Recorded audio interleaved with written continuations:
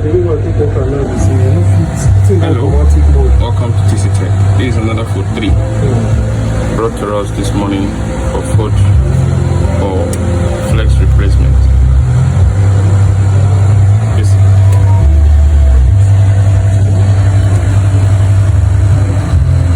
not showing anything and it's not opening very well. You see the inches.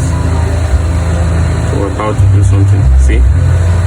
Now this up is supposed to work. This one is supposed to work, but it just went off now.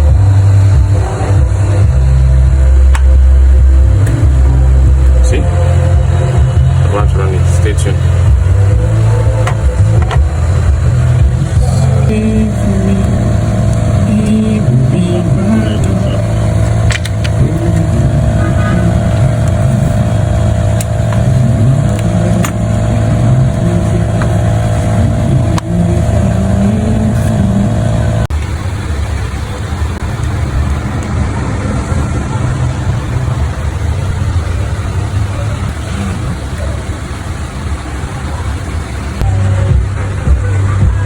This is the process of how we change the flex.